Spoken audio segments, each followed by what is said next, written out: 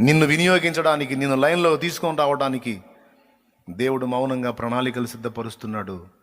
దేవుని మౌనం నీకు నిష్ఫలం కాదు. ఆయన మౌనం కూడా వర్క్ చేస్తూనే ఉంటుంది. ఆ సమయం ఆసనమైనప్పుడు లైన్లో తీసుకొస్తాడు. వచ్చేసి ఇప్పుడు సమయం వచ్చిందంటాడు.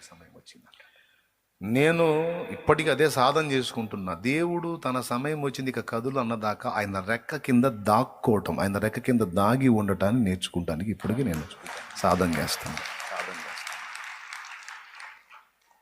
హల్లెలూయా. ఆ సమయం వచ్చినప్పుడు ఒకటొకటి మొత్తం లైన్లో. పాటలు నాకు దేవుడు ఇచ్చిన పాటల్ని ఫస్ట్ పాట రాగానే ముందు ఎగబడి రికార్డ్ చేయలే.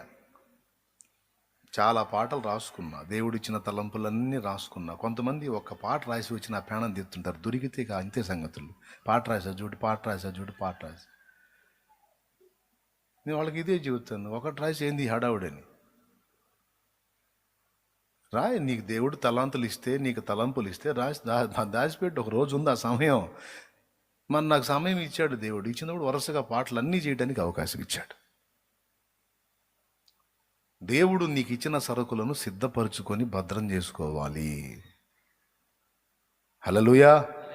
అన్ని దేవుని కోసం వాడటానికి మొత్తం రంగం సిద్ధం చేసుకోవాలి, అన్ని రెడీ చేసుకోవాలి. దేవుడు సమయం ఇచ్చి చల్ అన్నప్పుడు లైన్లోకి వెళ్ళాలి. ఏవేవైతే నీకు సామర్థ్యతలు ఇచ్చాడో, ఏవే బయలుపరుస్తున్నాడో అవన్నీ అట్లా ఒక పక్కన భద్రం చేసుకొని కూర్చో. ఏవేవైతే దేవుడు సూచిస్తున్నాడో అవన్నీ ఒక పక్కన సెట్ చేసుకొని కూర్చో, అంతే.